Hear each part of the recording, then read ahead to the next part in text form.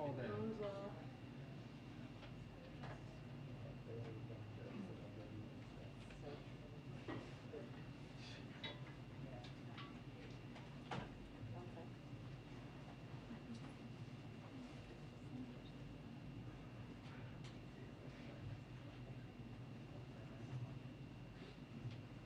I can't make any promises. We had this problem once before.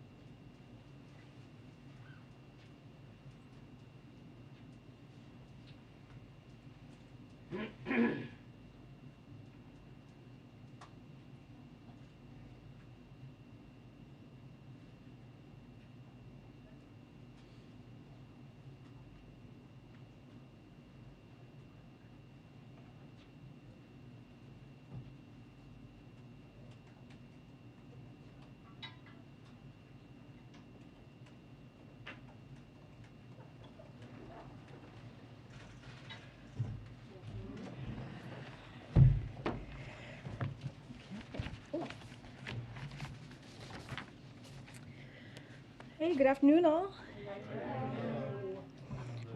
Happy Valentine's Day or Galentine's Day, whatever you celebrate.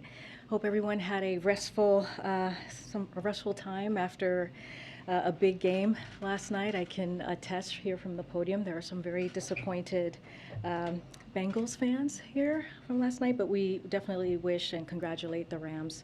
All the best from the city and the city of LA for sure.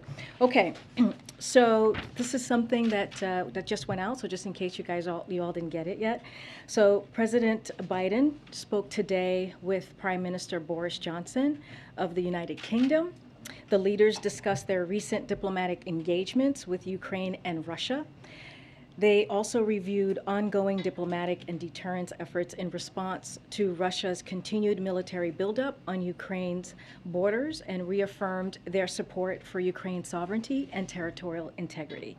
They discussed efforts to reinforce the defensive posture on NATO's eastern flank and underline the continued close coordination among allies and partners, including on readiness to impose severe consequences on Russia should it choose further military escalation. So I have a few more things for all of you at the top.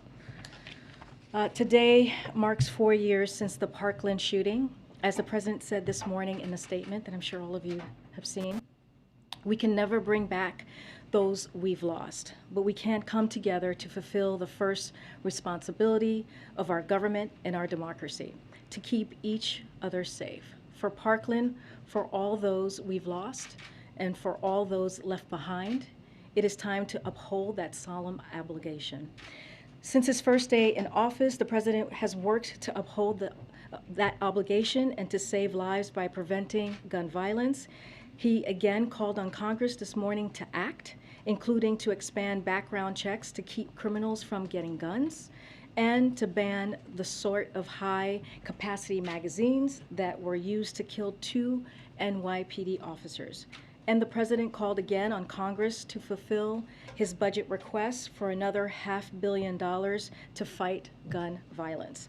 But if Congress won't act, the president's not going to just wait and sit back. He's already done more than any other president in their first year in history to advance common sense gun violence prevention measures, and he built on that just earlier this month with new measures he announced in New York City. Last June, he laid out a comprehensive strategy to address gun violence from every angle. And the White House is working closely with agencies across the administration to deliver on that and save lives. The plan is comprehensive, addressing both the supply and demand side contributors to gun violence, pursuing prevention intervention and accountability using every tool in the toolkit: regulation, enforcement, budget, the bully pulpit, and legislation, and pulling together the federal agencies for a whole of government effort to reduce gun violence. Specifically, we're addressing the root causes of gun violence by expanding educational and economic opportunities. We're going after especially dangerous firearms with new proposed regulations on ghost guns and stabilizing braces that turn pistols into rifles.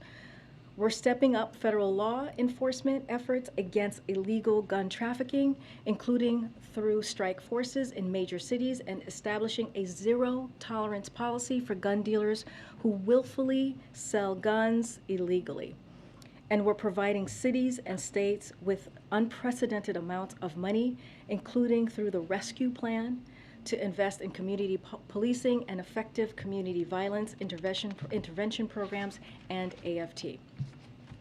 During an event at the White House today, Vice President Kamala Harris announced alongside FCC Chairwoman Rosen Worcel and Senior Advisor Mitch Landrieu that more than 10 million households are enrolled in the Affordable Connectivity Program, the nation's largest ever broadband affordability program created through the Bipartisan Infrastructure Law.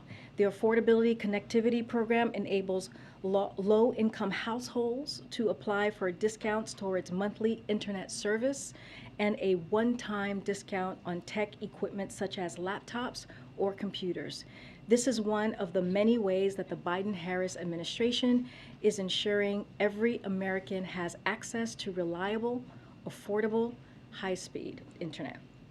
The Bipartisan Infrastructure Law delivers a historic $65 billion to ensure that every American has access to reliable, high-speed internet through an historic investment in broadband infrastructure development.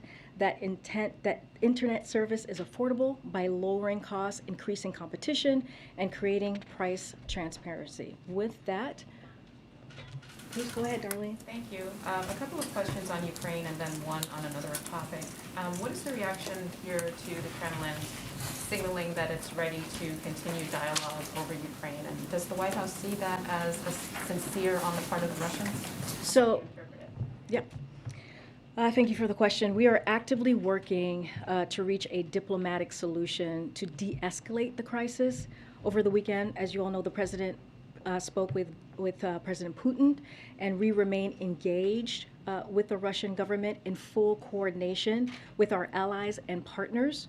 The path for diplomacy remains available if Russia chooses to engage constructively.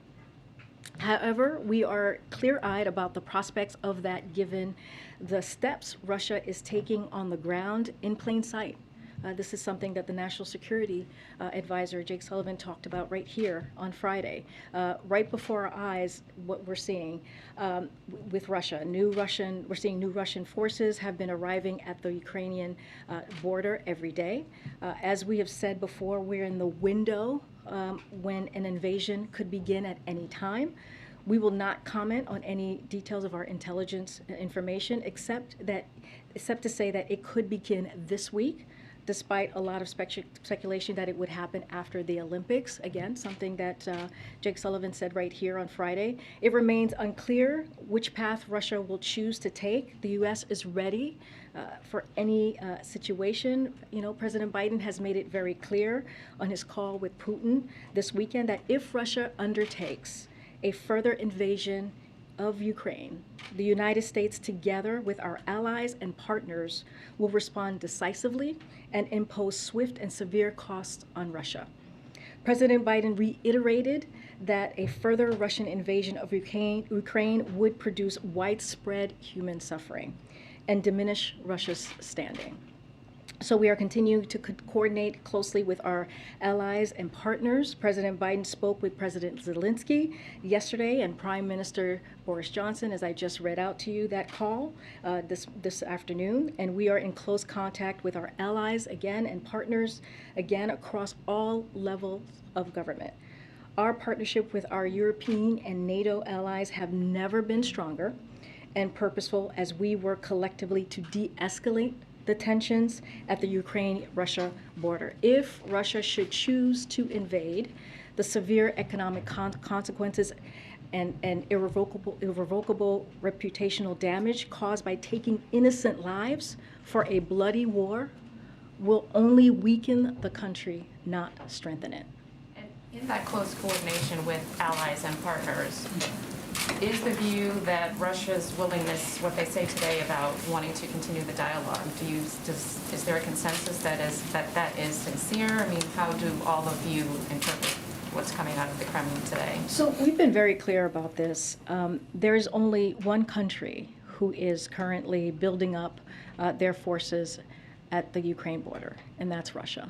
And as we have stated, as Jake Sullivan has stated, that we, in the past 10 days or so, we only continue to see a buildup, not a de-escalation. So we are open to diplomacy. That door to diplomacy is open, as we have said. And so that is what that's what we want to be headed towards. And if we will be ready for whichever decision that President Putin decides, but clearly we would prefer the path of diplomacy. I also want to just say one more thing really quickly. This is something that my colleague John Kirby said at the Department of Defense just now, that Secretary Austin is going to travel to Belgium, Poland, and Lithuania, so that you all have this. The Secretary is going to meet with allied defense ministers and NATO leadership to discuss Russia's military buildup in and around Ukraine, reiterate the U.S. commitment to Article 5, and continue the alliance's progress on deterrence and defense while ensuring the alliance is prepared to face tomorrow's challenges. One last question. In 2 weeks, the president is going to go up to the Capitol to deliver his first State of the Union message. Can you give us a status report on preparations for that? Has he been able to meet with his advisors on it, given everything that's going on, or edit speech drafts, or just some sort of idea of where that process stands? So, as you know, this is a president who was vice president for 8 years, and he was senator for 36 years, and has spent a lot of time listening to State of the Union speeches. So he understands the importance of delivering such a president delivering such a impactful speech, and the purpose of talking about their successes, his success in particular this past year, and how he's going to build on that success. I don't have anything more to share, but this is something that's important to him, and he's working towards delivering a speech, not just to Congress, but also to the American public. Yes, Karine, I want to follow up on Darlene's question and ask it in a different way, though. Russia's foreign minister advising Putin today that Russia should keep pursuing diplomatic negotiations. This is a yes or no question. Does this administration view that as a sign of de-escalation? Well, what I was saying, and just to be even clearer, is that in the past 10 days or so, when you look at what is happening at the border of Ukraine, we are seeing more than 100,000 troops there, and it's just been an everyday more and more troops, as I just read out at the top. So we are certainly open to having conversations and seeing a de-escalation, but right now that door is open for diplomacy. And this is up to President Putin. He has to make that decision. It is his decision to make on which direction he wants to take this. So in terms of the troop buildup there's reporting today that citing a U.S. official that Russian units near Ukraine moved into attack positions. Is that the understanding of this administration, what you're seeing there? Well, I'm not going to go into any intelligence information. We're not going to share that. But what we have seen, and the National Security Advisor said this himself, we have seen an increase of forces at the border, not a decrease. And so what we are saying to President Putin with our European allies and partners, we've been working in coordination in lockstep for these past several weeks, several months, is that door to diplomacy is open. And having that diplomatic conversation is a path that we would like to take. And finally, lastly, Jake Sullivan came out here and certainly got the attention of the entire world with the urgency of the briefing that he gave on Friday. In terms of the current state right now, is the situation as imminent today, right now, as it was on Friday? You know, Jake Sullivan was also on the Sunday shows yesterday, and, you know, again, we are in the window when an invasion could begin at any time. You know, I'm not going to comment on the intelligence information, except to say that it could begin this week, despite a lot of speculation that it would only happen after the Olympics. Thanks, Karine. Just to follow up on that, I understand you're saying that you've only seen a troop buildup, but Russia has claimed today that it is winding down a number of military drills and exercises that have caused concern. Are you in a position to confirm if those claims are accurate or if they're not? I'm not in a position to confirm that, but I do know John Kirby spoke to that just moments ago, so I would refer you to his comments and the Department of Defense. Okay, and specifically about you know, Ukraine and the Vatican, we have some reporting coming from there saying Ukraine has welcomed Vatican mediation of its conflict with Russia, and they've invited the Pope to visit the country as soon as possible. Is the president aware of that? Does he support such efforts? I mean, I have not spoken to the president about that, so I can't confirm if he's aware or not. Okay, will the administration support such efforts? This is the first time I'm hearing about it, so I just need to talk to our team. Okay, and one more on the $1 billion loan guarantee that the U.S. has agreed to make available to support the Ukrainian economy. Our reporting shows that the U.S. will need about $200 million to guarantee that loan.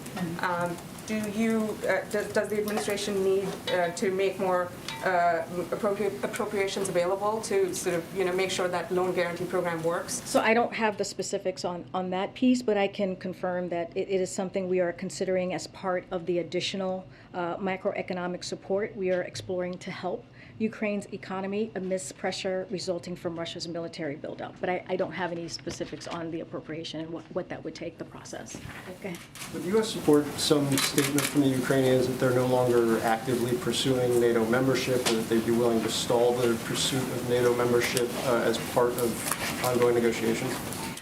As you know, NATO membership, NATO has an open door policy. That is not something, that is something that Ukraine will have to decide on its own. That is not something that we are in consultation with or make, you know, or even decide on. That is something that NATO and has to decide on. And Ukraine, that's up to them and their leadership on how they want to move forward.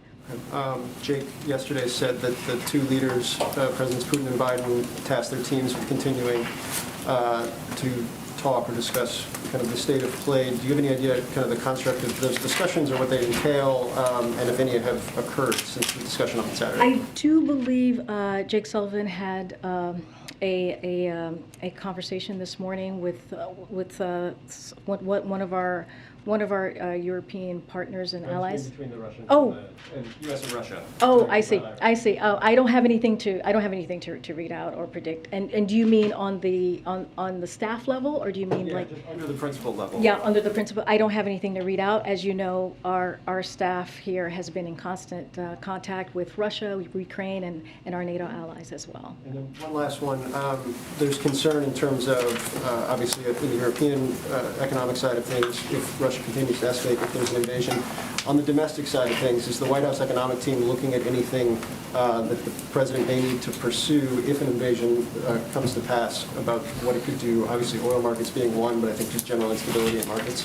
Yeah, I don't have anything specific to read out for you at this moment. As we talk about energy, I'm assuming that's one of the things that you're asking about, Phil, is like we are working with countries and companies around the world to ensure the security of supply and to mitigate against price shocks affecting the American people, Europe, and the global economy. We are continuing our discussions with major producers around the globe so supply meets demand. All tools are on the table. A disruption in physical energy supplies transiting Ukraine would most accurately affect natural gas markets in Europe. And so we are engaging our European allies to coordinate response planning, including how to deploy their existing energy stockpiles. We have been working to identify additional volumes of non-Russian natural gas from North Africa and the Middle East to Asia and the U.S. We think We thank re-ent comments by Japan about supporting Europe's energy security through LNG shipments to the region. We are in discussion with major natural gas producers around the globe to understand their capacity and willingness to temporarily surge natural gas output and to allocate these volumes in European buyers. We are also engaging with major buyers and suppliers of LNG to ensure flexibility in existing contracts and storage is managed and enables diversion to Europe. Excuse me, Karine. Thank you for doing this. There's Sure. reporting, quoting Ukrainian officials, is saying that President Zielinski's statement today that the invasion is imminent on February 16th was in fact sarcastic or ironic and more of a commentary on this idea that there are countries or entities that know of a date certain. Is that sarcasm or irony, the read of the NSC in the White House? So I don't have a read on that. Here's what I can tell you about that. I heard the statement, but I haven't actually heard it in its full context. So the irony of all of it, I couldn't speak to. But I'll say this. Well, I'm not going to speak to intelligence matters, as I've said, multiplies already. Our intelligence sharing with the Ukrainians. As we said before, we are in the window when an invasion could begin at any time.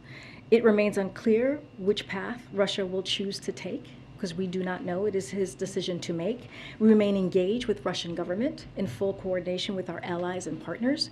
The path for diplomacy remains available if Russia chooses to engage again constructively. But we are clear-eyed about the prospects on the ground and are ready to impose severe costs on Russia in coordination with our allies and partners if they attack Ukraine. All right, and two other unrelated matters. Supreme Court, is it still the expectation that the president will interview nominees this week? And do those that are under consideration know for certain that they're on the short list of people being considered? So, I appreciate the interest here. Look, after having a series of conversations and good discussions with lawmakers from both sides of the party, legal experts, scholars last week, the president continued to review materials as he considers deeply qualified candidates, as we have said, with strong experience, character, integrity, dedication to the Constitution and the rule of law. I don't have anything else to share on any interviews or who he's interviewed, but we don't have anything else to share for today or for this week. And what's that? Has he interviewed someone then, the way you just phrased You said interviewed, yeah, that's the. Oh, I'm sorry. I meant to be. He has not interviewed potential nominees. To be clear, sorry. But to just answer your last question is that we are on track. He is on track to select a SCOTUS nominee by the end of this month. Okay. And then just real quick, Robert Califf is still awaiting confirmation in the Senate to be FDA commissioner. It looks like that may happen tomorrow. Mm-hmm. Is the White House confident he's got the votes? Have you lined up all the Democratic votes you might need for this? Well, I'll say this. We are confident Dr. Califf will be confirmed with bipartisan support and urge the Senate to confirm him tomorrow, as you just stated, Ed. It is critically important to have confirmed leadership at the FDA in the midst of a pandemic, as we all know. He had a strong bipartisan showing coming out of committee, including from Ranking Member Burr. It's important to remember he was confirmed 89-4 in 2016. Many folks who supported him then are still in the Senate. We are in a daily contact with HHS, who is leading the effort to get him confirmed. HHS and the White House officials are making a lot of calls to the Hill, figuring out which members need what information. Secretary Becerra, our OLA team, and Steve Ricchetti are all making calls in support of Califf to a bipartisan group of Senate offices. Dr. Califf himself has met or is scheduled to meet with 47 senators, and that number continues to increase. It's also one of the highest number of meetings of any nominees that have been done thus far. Okay. In his conversation with President Putin, did President Biden give him any signal for how he could de-escalate? Would it have to be something visible, like moving forces somewhere? Could it be something in the realm of what's verbal, like what we saw from Lavrov today? Is there anything that the president set out as a cue that could try to tamp things down? So the call between the two president was professional and substantive. So it lasted a bit over an hour, as you all know, from the readout this past weekend. The two presidents agreed that our teams would stay engaged in the days ahead, but there was no fundamental change in the dynamic. And just to close the loop on the Supreme Court, so you're not saying that the president has done No. any interviews? No, with this? I'm not, just to be clear. Now, I the I meant potential interviews. The president has some travel scheduled this week. Yep. Given the volatility of world events, do you anticipate that if things were, and I know this is hypothetical, but often when there are unpredictable events, there can be changes to the schedule. Are you in a posture where you think that could be a situation where the president would remain at the White House or anything like that if things were to change? Well, as you said, it is hard to read, Kelly O, a hypothetical or to give an answer to a hypothetical. As you know, the president deals with multiple things at once, and that's what this president is prepared to do. Thanks, Karine. On the sort of ripple effects of a potential invasion, is the administration prepared to block Russian oil imports to the U.S. if Russia invades, given that the imports have reached their highest prices in 11 years? So, I mean, I just laid out what we're doing. We're talking to countries and companies around the world, engaging with them on all of the different potential outcomes if this were to happen. I don't have any more specifics than what I just laid out for you. And so one of the things that we have said over and over again, and the president has made this very clear to Vladimir Putin, is if Russia chooses to invade, there will be swift and severe economic consequences. Wouldn't it be difficult, though, for the U.S. to continue to import Russian oil after all of the rhetoric that we've put forward about Russia not needing to not invade Ukraine and pressuring Germany to, come out strongly on Nord Stream 2 and possible punishments for Russia if they were to take this step? Wouldn't it be tough for the U.S. to continue in that event to import Russian gas? Well, again, it's a hypothetical. I'm just telling you what we have been very, very clear. The president has been clear. Our national security advisor has been clear. We all have been clear, either from this podium or direct communication with Russia, whether it's with the president or its leadership, that if they were to invade, and in coordination, in lockstep with our European allies and partners, that's how we're moving forward here, that there would be severe, decisive economic consequences. I cannot speak more to that. Okay, and then the sanctions package that's being worked out on Capitol Hill, I understand that the White House is involved in those discussions now, and congressional sources have told me that the White House has insisted on a waiver for Nord Stream 2 even after an invasion. Can you confirm if that is true, and if so, why would the White House want a provision like that in a sanctions package coming out of Congress? Well, look, when it comes to Nord Stream 2, we've been pretty clear about this. The president has said that, he said this during his press conference last week with the German chancellor, if Russia further invades Ukraine, there will no longer be a Nord Stream 2. We will bring an end to it. And at this moment, Nord Stream 2 is not even operational. But is the White House directing Congress to put a waiver for Nord Stream 2 in effect? That is the first I'm hearing of that. I cannot speak to that. I'm just telling you where we have been in a very strong and definitive way on Nord Stream 2. Okay, now on the second topic, this news about the Durham investigation. Does the president have any concerns about a candidate for president using computer experts to infiltrate computer systems of competing candidates, or even the president-elect to use for the goal of creating a narrative? Is that something that... That's something I can't speak to from this podium, so I refer you to the Department of Justice. Is what was described in that report monitoring internet traffic? Is that spying? Again, I can't speak to that report. I refer you to the Department of Justice. Generally speaking. monitoring internet traffic. Jackie, my answer is not going to change. I refer you to Department of Justice. I can't speak to that from here. Go ahead. Karine, thanks. What message does it send today to the Ukrainian government to be closing the embassy in Kiev? The embassy in Kiev? I have something on here. I know the State Department made an announcement on this earlier. So the State Department announced today that they are temporarily relocating our embassy operations in Ukraine from our embassy in Kiev to Lviv due to the dramatic acceleration in the buildup of Russian forces. A core team of embassy staff is remaining in Ukraine to engage with the Ukrainian government, coordinating diplomatic efforts and diplomacy to de-escalate the crisis if the crisis continues. So I just wanted to also say this as well, because the State Department put out a statement on this. So the State Department has no higher priority than the safety and security of Americans around the world, and that of course includes our colleagues serving at post overseas. So these prudent precautions in no way undermine our support for our commitment to Ukraine. Our commitment to Ukraine's sovereignty and territorial integrity is unwavering. We also continue our sincere efforts to reach a diplomatic solution, and we remain engaged with Russian government following President Biden's call with President Putin and the Secretary's discussion with Foreign Minister Lavrov. The path for diplomacy remains available if Russia chooses to engage in good faith. We look forward to returning our staff to the embassy as soon as conditions permit.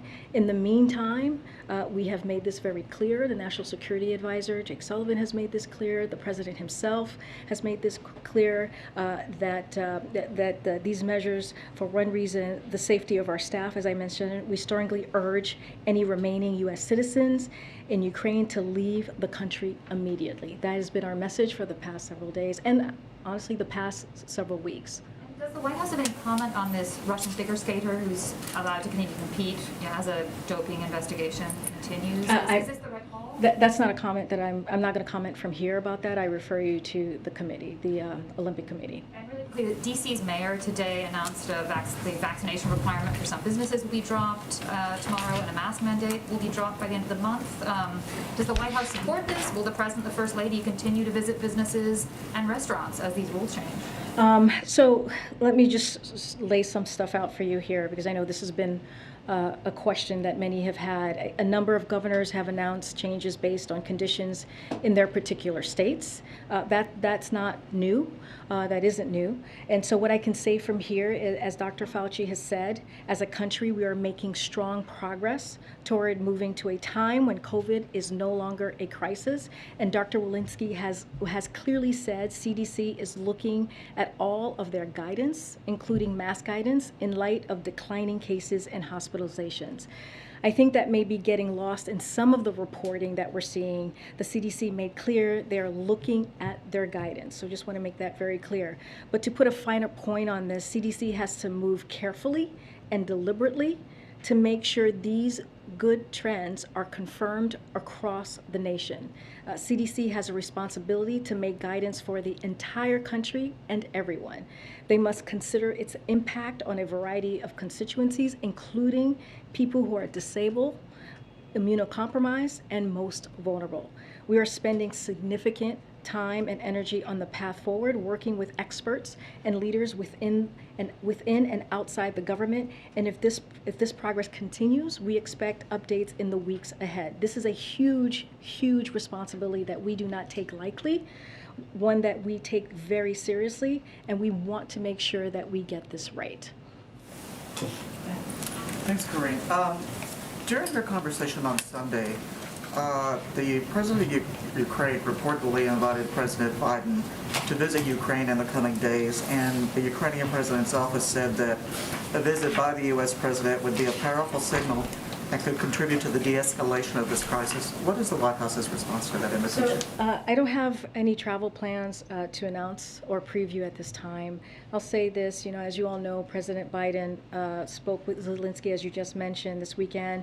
Secretary Blinken spoke with the foreign minister this morning, and we are in regular contact with the Ukrainian government throughout the the administration, including here at the White House, at the State Department, at the Defense Department. I just laid out travel that the Secretary from Defense is going to be making at the Treasury Department and elsewhere. So the President has also dispatched a number of senior administration officials to visit Ukraine in recent months, including Secretary Blinken, who was just there recently, and for last month for meetings with Ukraine's leader. Our North Star has been nothing about Ukraine without Ukraine. You've heard us say this over and over again, and we will continue to coordinate closely with Ukraine as we try to reach a diplomatic solution to the end of this crisis. Go ahead, Michael. Could I bring you back to the gun issue that you talked about at the beginning? A bunch of years ago, a large number of people in the Obama administration, including the current president, fought fiercely for closing the gun show loophole and described it as the least that could be done, and were very angry and upset when it didn't pass, pushing also at various times for even more, ban on assault weapons and the like. You didn't mention any of that. The president's message today that he put out earlier didn't mention any of that. Is it fair to assume that either this president no longer thinks those things are needed, or has simply abandoned any hope of getting them passed? I wouldn't assume that. One of the things that I did say is we are encouraging Congress to act as well. There's a legislative component to this, as you just laid out, so that is important as well. But I do want to read a couple of quotes from about the president's executing on his historic comprehensive gun violence reduction strategy. So there is support there for it. I know you're talking about a specific thing, but I want to not just take our word for this. So Brady has called the president's plan historic and said President Biden and his administration are truly taking comprehensive action to address violence in our country. Giffords commented the Biden-Harris administration commended the Biden administration for announcing a comprehensive strategy to prevent gun violence and protect public safety. Gun violence is a complex problem, as you can imagine, and as she stated, that requires an array of solutions. President Biden and Vice President Harris understands that. This is a quote from Giffords. Every town for gun safety, said President Biden, is taking the comprehensive approach we need to address this crisis. And so is there more work to do? Absolutely. That's why we're encouraging and urging Congress to act as well. But the president's going to do everything that he can from his perch to get this done. But he would be satisfied that if the things that he's pushing that are on that list and that you have talked about, that he talked about, that would be good enough? We're not calling it good enough. He is doing everything that he can from his perch, from the White House, from the federal government, and using every tool at on a tool belt that we've talked about. That's what we try to do to make sure that we're addressing a real problem, which is gun violence. So what the other part of that is urging Congress to act as well, which we have been doing. But he's not going to sit back. You heard me say that. He's not going to sit back and wait. He's going to act. But he's also not going to spend a whole lot of time or energy pushing for a ban on assault weapons or closing the gun show loophole that just a bunch of years ago he and others described as vital. Well, I'll say this. We are constantly in conversation with folks in Congress, with leadership, with congressional members, with senators. That is an array of issues. The president is going to continue to fight to make sure that we get these guns off the street and we truly deal with gun violence. He is doing his part from the White House, and he's going to continue to work towards that effort. Thanks, Karine. A few questions. First on Afghanistan. The Biden administration appears to have been downplaying some accounts from ground commanders involved in the evacuation of Afghanistan over the past week. We heard a State Department spokesperson say that their criticism was cherry-picked from a larger report. For President Biden himself reject those accounts. Jen, last week, I believe, said that there was no after-action report. So 2 questions I wanted to ask you to clarify the White House position. One, does the White House agree that the evacuation should have been started earlier, which is what some senior military officials have asserted? And secondly, did Jen misspeak last week when she said there was no after-action report? There's been some reporting from a colleague of mine over the weekend that indicated there was indeed an after-action report that was reviewed. So to your last question, no, Jen did not misspeak last week. This Abbey Gate report is not the Pentagon's broader after-action review on Afghanistan. That report will examine the final months of America's longest war and cover from February 2020 through the end of the evacuation. So no, she did not misspeak. But let me just say something that I think it's really important. I'm just going to quote John Kirby, who did a Sunday show yesterday. I believe this was Fox News Sunday show, and I'll quote him here. He said, I would also add here in Washington, we have been planning for evacuation as far back as April. And there was no effort by Washington, certainly not by the National Security Council, specifically to slow down that planning, to slow down those pre-positioning of forces that we did in the summer, to slow down the actual execution of the evacuation. So again, this is John Kirby, spokesperson for the Department of Defense. So again, these were documents that assert impressions and perspectives, which are very important down at the tactical level in real time. We need to conduct a larger, more strategic level after action review to get the whole sense of this, and we're doing that. The Abbey report, again, is one important review of what occurred that day, but it should not be mistaken for a full follow-up on the last months of the war in Afghanistan. And on a different topic, to Yeah, follow sure. up on the earlier questions about the Supreme Court, I know you said that the president has not conducted any interviews with candidates yet, but will the White House disclose which candidates the president does interviews with as he goes through this process? What I can promise you right now is that the president's going to make his selection for the Supreme Court justice by the end of this month. That's what we know, that's what he stated, and that's what we will do. And last question, Vice President Harris is headed abroad to the Munich Security Conference this week. Can you talk a little bit about what the White House hopes she will accomplish there? And is she going to be sort of the sole representative of the administration in some of these meetings with counterparts? Are there going to be other administration officials as well? Can you sort of give us a sense of what the expectation is? So I don't have any specifics, but I can say that we are very proud to have the Vice President lead the delegation to Munich this week. I don't have any specific details. I'm happy to talk to the team to see exactly what her schedule is going to look like. But the President is proud that she's going to be representing the United States. I have Go ahead, just Tam. a couple of quick ones. Following up on this Zielinski question, can you confirm whether President Zielinski asked President Biden to come to Ukraine this week and whether the administration considered it at all? I know you don't have travel to announce, but All I can tell you is what I just said. We don't have travel to confirm right now. That is what this president's schedule looks like. It's certainly not confirming to go to visit Ukraine. That's what now our focus right now is to continue to have the conversations on the staff level, to continue to make sure that we keep the door to diplomacy open. There's too much at stake. There are human lives at stake, which is what the president told President Putin, and that is our focus. How do we stop a war? That's our focus. And Pfizer withdrew late last week its application for the vaccine for young kids. Is that a disappointment to the White House? Yeah, I have something on that. So FDA is committed to acting urgently to save lives amidst the pandemic, and they continue to work with Pfizer to review additional data on its vaccine for kids under 5.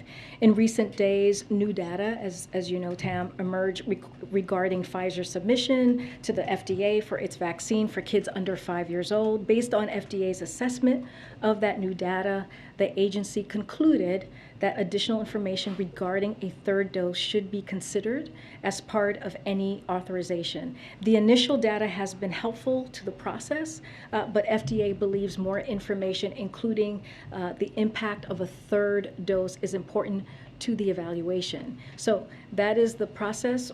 That is the process right now, currently. That's working, and that should give parents everywhere confidence in the process, right? Because we want to make sure that the process is working. FDA is in the middle of a thorough independent regulatory process to review this vaccine. And if a vaccine is authorized, it will have met FDA's rigorous standards. So that is what the parents, as a parent myself, and I know you're a parent, should be very proud of, that the FDA is doing this. And on the DC mask mandate, do you expect that mask mandate coming down to affect policy here on campus at the White House?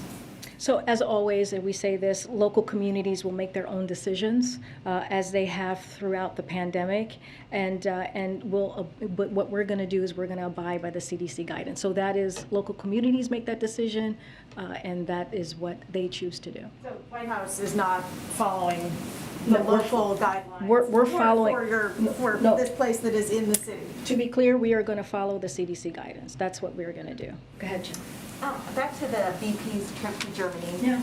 Is there discussion in the White House about whether she should go no matter what is happening in Ukraine, or has there been discussions about what might trigger her to cancel? You know, I don't have any insight on that. That's another hypothetical that I can't answer. But what I can say is that we are proud that she's going to be leading the U.S. delegation to Munich, and that is on schedule to happen.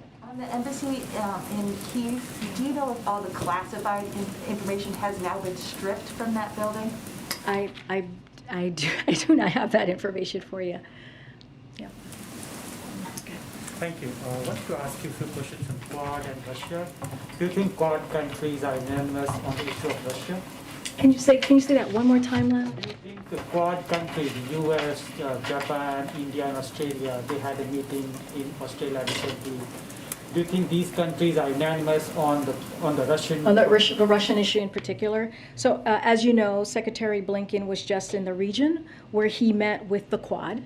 It was an opportunity to discuss Russia's ongoing threat to Ukraine. They discussed the threat that Russia's aggression poses not only to Ukraine, but to the entire international rules-based order, which has provided a foundation for decades of shared security and prosperity for the region and around the globe.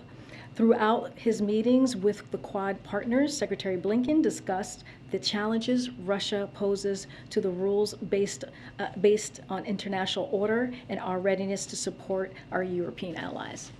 I'm asking this question because you know that India's foreign external affairs minister S. Jaishankar said that India only follows multilateral sanctions, not country-specific sanctions. And as you're looking towards country-specific sanctions from the U.S., because the UN Security Council is unlikely to go for those sanctions because the vetoes Russia and China have that.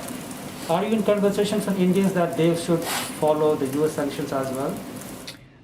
So, you know, we're not going to get into specifics. We've been really clear about our discussions, so not going into details on that. But beyond what we've read out from the Secretary's meeting in Melbourne last week, but we're working closely with a range of allies and partners, including India. One final question. Sure. What role President Biden expects India to play in the Quad? So we will continue to build a strategic partnership in which the United States and India work together to promote stability in South Asia, collaborate in new domains such as health, space, cyberspace, which is important, deepen our economic and technology cooperation, and contribute to a free and open Indo-Pacific. We recognize that India is a like-minded partner and leader in South Asia and the Indian Ocean, active in and connected to the Southeast Asia, a driving force of the Quad and an engine for regional growth and development. Thanks. No problem. Oh, thank you. Thanks, everybody. Don't forget to get those flowers and those candy.